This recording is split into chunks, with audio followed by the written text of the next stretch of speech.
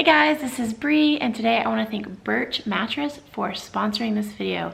You guys know I love Birch mattresses. They've sponsored a lot of my videos, and it's because I truly endorse them. We've had our Birch mattresses now for about a year, and slowly I've replaced a few of our mattresses in my home with these awesome, organic, non-toxic, green gold certified mattresses. I love them. I think you guys will love them too. And there's so many reasons to love these mattresses. Unlike a lot of other brands, Birch mattresses do not contain fiberglass, which can be harmful to your health. Other mattress companies use fiberglass as a flame retardant in their products, but Birch mattresses are free of harmful fiberglass materials. And actually, Birch uses wool for their flame retardant instead of toxic chemicals, and of course, instead of fiberglass. And this was one of the reasons I chose them. With Birch, you get a 100-night sleep trial. So if you don't like the mattress, you can send it back. You also get a 25-year warranty. Birch will deliver your mattress right to your door for free within the United States. They also offer in-home setup and removal to make your buying experience as convenient as possible. I love my Birch. I think you guys will too. This is a great time to upgrade your mattress because using my link and my code, you get 20% off, and you also get 2 free EcoRest pillows. Thanks again, Birch. We love your products, and it is such a joy working with you guys. Today we're scrambling, and I mean scrambling to get the garden in the ground before it's too late. Bree's out of town.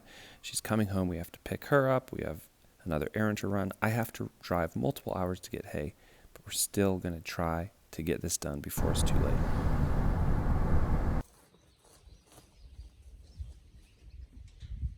I see the neighbor has steers on their back property again this year.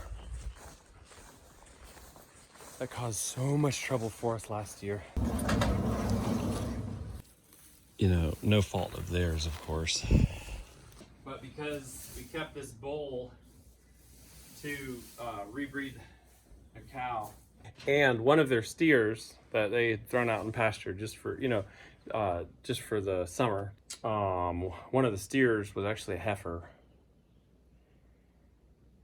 and I could not keep them in the fence. I could not keep the bull in the fence. So anytime I'd put him out into a fence, whoo, in the main pasture, it was okay. But if I were to do like 2 strings around an additional portion, or in the very back pasture, where it's just a 3-strand fence, he would just go back to the back pasture, jump over, go over the ridge, up a huge hill, over their fence, and hang out in their pasture. Those steers and that heifer would also come over the ridge, break through their fence, and come down and just be hanging out here outside the barn. I locked their cows in the barn multiple times, in this barn, so that he could come and pick them up with his trailer and take them back to that pasture. So like both sets of cows were crossing both ways just to visit. That's how social cows are. Ooh, hopefully we can avoid that drama this year. And the number one way on my side I can do it is get rid of the bull. There he is, Troublemaker Supreme. He's a great little bull. Nothing wrong with him, just he likes girls. There's mommy, the little heifer, and where's the baby?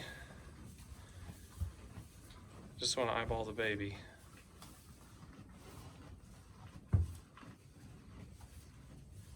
I hope the baby's fine. Baby's the only one I'd be worried about, just because it's less than, what, it's like 2 weeks old, I guess. Uh-oh. All right. There's the baby. There you are. Oh, you got hay in your mouth. You can't see her very well, but she's been nibbling on hay. Good little girl. Good little girl. Yeah. You're a cutie. All right, she looks good. That's reassuring. All right, plenty of water, clean. They haven't pooped in their water. That's what they always do, is poop in the water. I have to dump the whole thing out, but pretty much crystal clear. Okay, only have one more thing, two more things to do. Shut the hose off. That's done. And Joy wanted flowers from this tree, but like 80% of them are fallen. See, it's literally just, they're just coming apart. I told her I thought they wouldn't be enough and that they're falling off. And the ground is like a pink carpet. So I'm gonna just not do that. That is such a beautiful tree, but it only really has, it only blooms for like a week and then it's just done. Back to Bree's house so we can work in the garden. And I can let my sister go, who's watching the kids.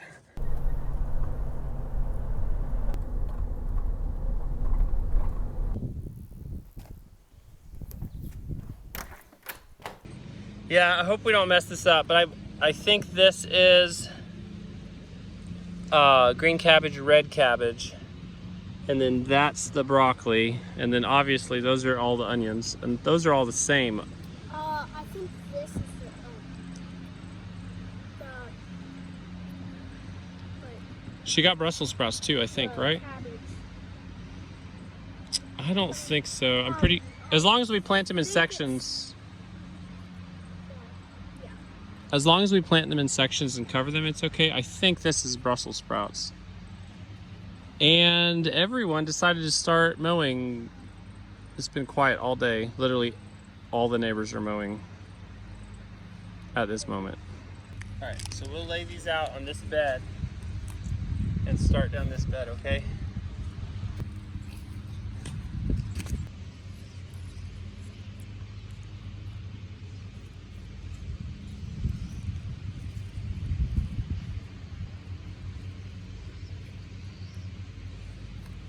And we're gonna just go 2 wide because I think it's gonna would be too crowded with 3, and these beds are smaller than previously. Gently pinch the very bottom.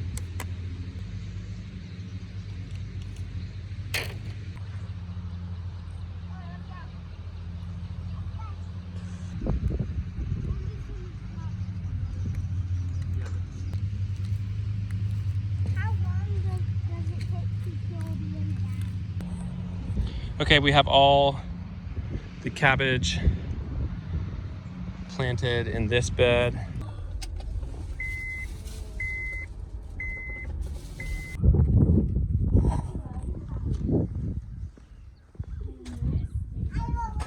Hi, baby.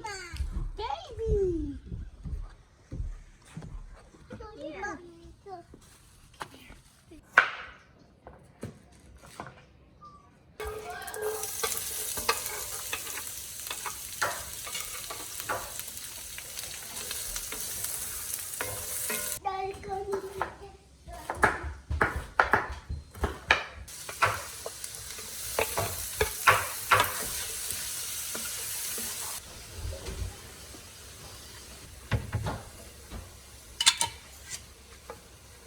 Making chicken noodle soup. I think we'll probably eat it tonight, but it's a big batch. It's gonna be for tomorrow as well for Brianna and the kids.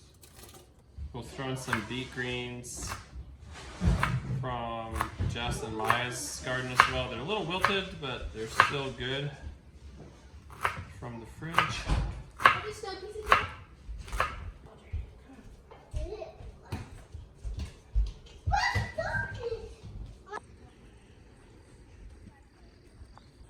Boys, why don't you start planting the broccoli right here in this bed? I haven't Broadforked that one yet.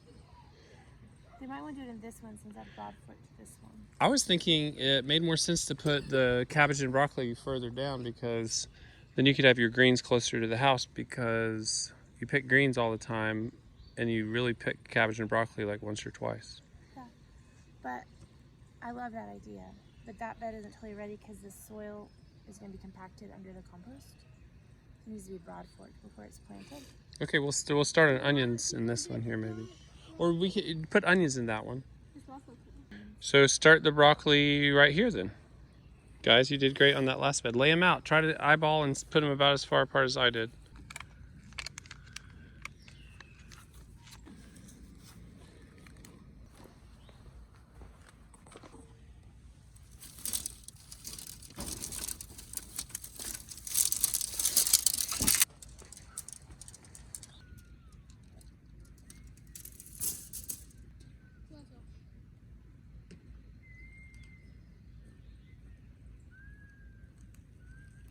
You're doing such a good job. You really are. I know. Those are hard to stick in the ground. They have to go in pretty deep too, or the row cover does not cover to the ground. Okay, we're handing out jobs to everyone. Did you get fiberglass in your hand? Every time. I have. Some of these are worse than others. Yeah, so we use these fiberglass rods I should have worn gloves. and make little arches like Joyful's doing now. And then we cover them with mesh. And Can I talk about it? it was like a breakthrough when we started doing that. The reason we are covering the beds, okay, we're using fiberglass rods and insect netting to cover the beds of our brassicas. And the reason we do that is because if we don't, they'll be eaten up so bad by cabbage moths that we won't get a harvest. And so that's one reason that we cover them. The other reason we cover them is because the deer like to eat as much as possible in my garden. So I'll also be covering our lettuces and anything else that I feel like is gonna get eaten by the deer, which is a lot of things, but I don't cover everything. So this time of year I use an insect netting, and in the winter I can use something called Agribon, which basically insulates my plants and creates like a little mini greenhouse. And I can extend my harvest by using these fiberglass rods and Agribon. But like I said, today we are not doing any kind of insulating. We're just using insect netting because we want to be able, we don't want to increase the temperature. We don't want to create a little greenhouse. The temperature is fine. So I hope that helps. And if you have a hard time growing brassicas, kale,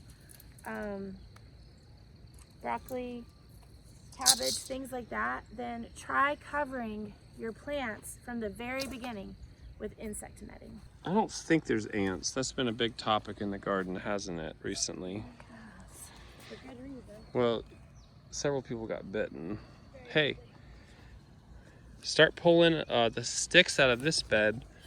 We're prepping this bed to plant lettuce. Maybe we might put lettuce below.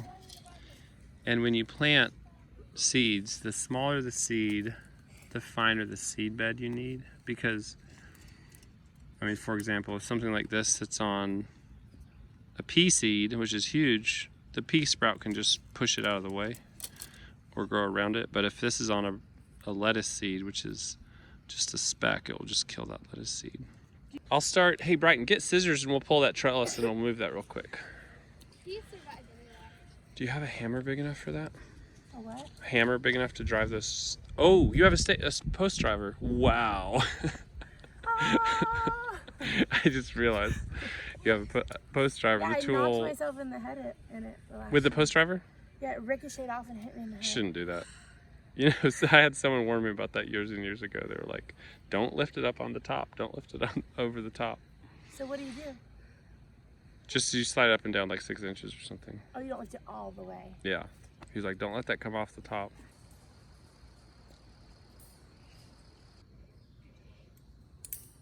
I don't really want to plant onions in this bed, I don't think. The soil is just not the greatest.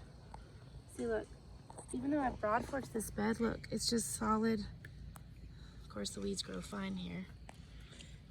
But it's like I didn't even broad fork it. Mm-hmm. It's like you can just wipe off the compost off the top. I think that this bed would be a lot better for baby lettuces because their roots are really shallow. And we really shouldn't plant anything here that needs its roots to go deeper because it's such compacted clay underneath. How do you So get we these will out? plant lettuces in this bed. Those are designed to be hard to take out of the ground and move. That's what they're designed for. All right, you got it. All right, carry it over to the other bed where we're putting the peas. Can you get one out, Wilder? Right over here, bud. Here we go. Oh. You think you got it, you wiggle it, you wiggle it, you wiggle it, and then you don't got it. Wiggle it in every direction. Is yours ready to pull? No. Don't mess up the dill plants because we got these volunteer dill plants that will be so nice. on a salad or a sandwich or... I am planting a bed of lettuces and probably kales and radishes as well, maybe some beets. And what I'm doing is I'm actually planting what's called like baby lettuce. Like you buy it in those plastic containers at the grocery store. And if you'll show them the bed, I'll show them how to do it, and then you can save a lot of money. Alrighty. So you're gonna just get some kind of lettuce mix or the kind of lettuce that you wanna grow, and you're gonna make these little trenches down your very nice, soft, fluffy soil. Take out big chunks like that. And then you're gonna put them very close together. You could actually even do it closer than that, but that's how close I'm doing it. You could even do it 2 inches apart, actually.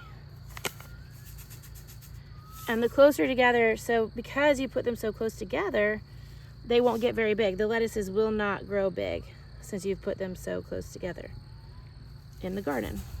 Now, why do you like baby lettuce versus letting it be in heads? I like having the harvest sooner, partly. And all of us like the flavor of the baby lettuces, so why not just grow it that way? I do grow heads of romaine because we like that as well, you know, for burgers and different things, salads, and just we like the crispiness of it. But all in all, I find that our family really prefers baby lettuces for salads. The other really cool thing about growing lettuce, especially baby lettuce, is that it's just a cut and come again, kind of like a cut flower. You cut it, it keeps blooming. This situation, you just come out here, you cut it, and within not long at all, it grows back. And that will also work with heads of lettuce, though it grows back less uniform and, of course, much more slowly than baby lettuce. So you just get harvest after harvest with your baby lettuces. It's awesome. You can also do this with kale. So if you prefer like small, tender kale, you can do this the same exact way as I'm doing with this lettuce, and you have baby kale. You got yours? Yep. Nice job. All right, bring that pole down here. Okay, Daddy. And we're gonna put...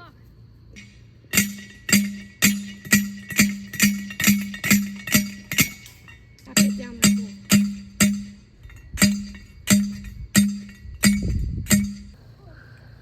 Walk around, Robert. A little lower. Louder and hold this up. Justice, grab zip ties and start zip tying this right on. We're zip tying the cat. Oh yeah, Wilder, I think you can let go now because we've got a couple zip ties on there. And I think we should come back and reinforce these with wire because zip ties, even the UV resistant ones, end up breaking down in the sun.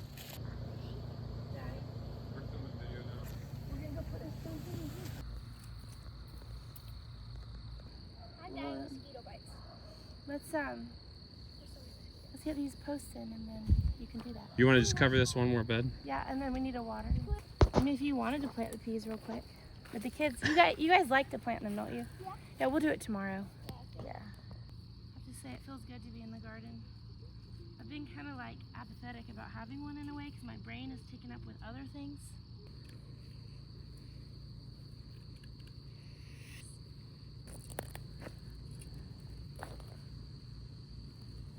It's looking like a real garden again. Looks good. So you can kind of see where I put like a big stick where I got the lettuce planted there. Yeah. So I need to water that.